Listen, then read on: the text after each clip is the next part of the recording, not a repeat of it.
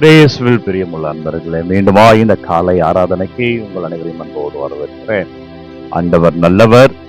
எனவே ஆண்டவர் பெயரிலே நல்லதே நடக்கும். பிரியமானவர்களே, இன்றைக்கு சனிக்கிழமை தாய் மரியாள் ஜெபத்திலே உங்களை முழுமையாய் அர்ப்பணித்து கேட்டீங்க. ஆண்டவரே அப்பா நன்றி என்று சொல்லி ஆராதனை மீண்டும் ஒரு நாள் கொடுத்திருக்கிறே, மீண்டுமா இந்த காணொளி மூலமாய் இந்த ஆராதனை காண வைத்திருக்கிறே, இயேசுவே நன்றி என்று சொல்லி முழுமையாய் அர்ப்பணித்து அந்தவருடைய கிருபையை இந்த ஆராதனை பெற்றுக்கொள்வோம். மீண்டுமா இந்த ஆராதனைக்கு உங்களை அன்போடு அழைக்கின்றேன். அஞ்சாதே, நான் உன்னோடு இருக்கிறேன் என்பதுதான் இன்றைக்கு இறைவன் தருகிற செய்தி.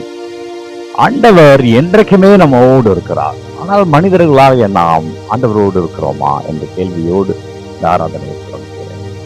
ஏனென்றால் இந்த உலகத்திலே அதிகமாய் மனிதர்களை ஆட்கொண்டிருப்பது அச்சம். அச்சம் பல வகையிலே சொல்லிக்கொண்டே போகலாம். ஆனால் இன்றைக்கு ஆண்டவர் மிக தெளிவாக எதற்கு நாம் அச்சப்பட வேண்டும், எதற்கு நாம் முன்னுரிமை தர வேண்டும், எதை நோக்கி நாம் வாழ்க்கை இருக்கணும்னு ரொம்ப அழகா சொல்லி இருக்கிறார். எனவே வாழ்க்கையில் அச்சத்தோடு இருக்கிறீர்களா, பலவற்றை குறித்து பயத்தோடு இருக்கிறீர்களா, அது மனிதர்களாகவோ பொருளாதார ரீதியாகவோ கடன் சுமையாகவோ அல்லது வாழ்வியல் போராட்டங்களாகவோ எது வேண்டுமானாலும் இருக்கலாம். அச்சத்தோடு இருக்கிறீர்களா? இன்றைக்கு ஆண்டவர் சொல்கிறார் பாருங்க. இன்றைக்கு நற்செய்தியிலே மத்தேயு நற்செய்தி 10வது அதிகாரம் 24-33 வரை உள்ள இறை வார்த்தையிலே ஆண்டவர் உடலையும் ஆன்மாவையும் நரகத்தில் தள்ள வல்லவருக்கே அஞ்சுங்கள் என்கிறார். உடலை மட்டும் கொள்பவருக்கு அஞ்சாதே, மனிதர்களை பார்த்து அஞ்சாதே.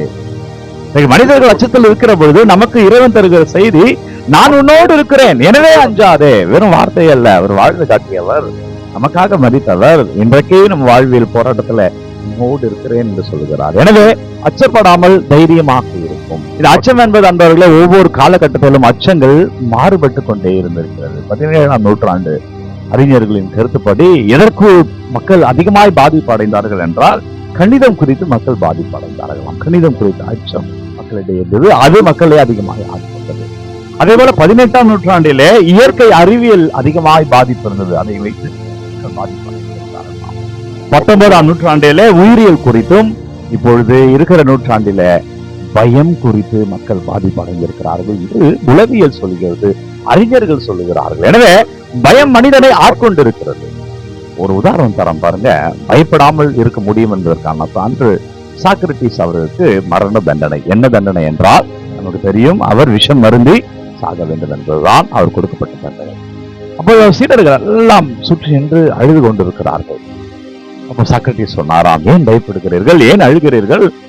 நான் ஒரு மர்மத்தை இப்பொழுது நான் தெரிந்து கொள்ள போகிறேன். மனிதர்களை ஆட்டி படைக்கிற இந்த மரணத்தை நான் இப்பொழுது அறிந்து கொள்ள போகிறேன் என்று சொல்லிவிட்டு விஷம் மருந்து விட்டு தம் சீடர்களோடு பேசிக்கொண்டே மறித்தாராம். அப்போ சொன்னாராம், இப்பொழுது என் கால்கள் செத்து விட்டன, அதோடைய உணர்வை நான் உணர முடியல, ஆனால் நான் ஒன்னும் உயிரோடு இருக்கிறேன்.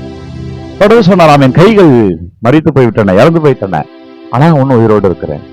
அப்போ சொன்னாரா, இதுக்கு இனி என்னால் பேச முடியாது, எனவே என் நாவு நிக்க போகிறது, என் நாவு மறிக்கப் போகிறது, ஆனால் நான் உயிரோடு தான் இருக்கிறேன் என்று சொன்னாராம். கடைசியா அவர் சொன்ன வார்த்தைகள், என் உயிர் புறத்தில் அல்ல, என் உயிர் மையத்தில் இருக்கிறது, என் உயிர் ஒரே நேர்கோட்டில் இருக்கிறது, நான் என்ற ஒரே புள்ளியில் உயிரானது குவிகின்றது என்று கடைசியாய் பேச வார்த்தைகள் சீடர்களிடம் அவ்வாறு இருக்கலாம். எனவே மரண நேரத்திலும் ஒருவர் பயப்படாமல் இருந்தார் என்றால் அது சாக்ரட்டிஸ் சொல்லுவாங்க ரொம்ப அழகா, விஷம் கொடுத்தவர்கள் இறந்து போனார்கள், ஆனால் விஷம் குடித்தவன் வாழ்கிறான். யார் என்றால் சாக்ரட்டிஸ். விஷத்தை கொடுத்தாங்க, அவங்க யாருன்னே தெரியாது, ஆனா விஷம் மருந்து இறந்து போனார். இன்றைக்கும் அவருடைய வாழ்வியல் பேசப்படுகிறது என்றால் தைரியமா என்றால் எந்த சூழ்நிலையிலும் வாழலாம். அதான் ஆண்டவர் இன்றைக்கு சொல்கிறார், அஞ்சாதே, அவர்கள் முன் அஞ்சாதே, நான் உன்னோடு இருக்கிறேன், நான் உன்னை விடுவிக்கிறேன். எனவே என்னவெல்லாம் அச்சமோ இந்த ஜெபத்தில் ஒப்பு கொடுங்க.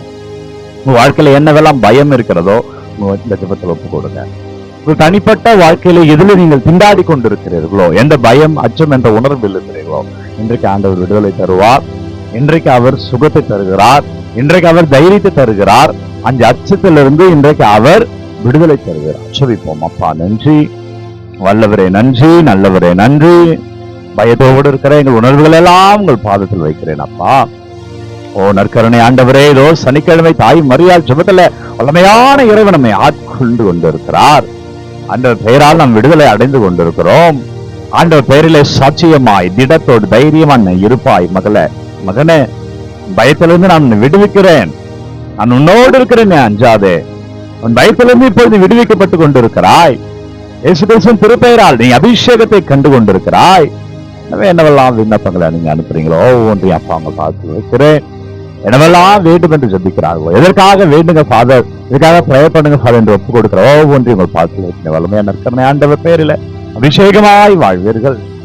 உங்கள் விண்ணப்பங்களை எல்லாம் ஆண்டவர் இயேசுவின் பெயரில சாட்சியமாய் மாறுகிறது. அவர் உங்களை தொடுகிறார், அவர் உங்களை அபிஷேகமாக ஆண்டவர் உங்களை வாழ வைப்பார். எனவே இன்றைக்கு ஆராதனை இல்லை அன்பர்களே, இயேசு கிறிஸ்துவின் திருப்பெயரில் விடுதலை அடைகிறீர்கள். இதிலிருந்து என்றால் உங்கள் பயத்திலிருந்து, நம்முடைய பயத்திலிருந்து அவர் தைரியத்தை வைத்து பயத்திலிருந்து விடுதலை தருகிறார். எனவே மகிழ்ச்சியாய் வாழ்வோம். வல்லமையான இறை கிருபையில உங்களுடைய தேவைகள் எல்லாம் இந்த ஆராதனை செய்யுங்க. உங்களுடைய விண்ணப்பங்களை எல்லாம் கமெண்ட்ல அனுப்புங்க. யாருக்கு இந்த ஆராதனை தேவை என்று நினைக்கிறீர்களோ அவர்களோடு பகிர்ந்து கொள்ளுங்க. வல்லமையான இறைவன் இன்றைக்கு நம் ஒவ்வொருவரையும் தந்தை, மகன், தூய ஆவியார் நிறைவாய் ஆசீர்வதிக்கிறார். நம் பயத்திலிருந்து விடுதலை தருகிறார். தைரியமாய் மகிழ்ச்சியாய் வெற்றியை காண்பீர்கள். எனவே அன்பர்களே, ஒவ்வொரு நாளும் விடியற் காலை 3 மணிக்கு இந்த ஆராதனை வழங்கப்படுகிறது. God bless you. Take care.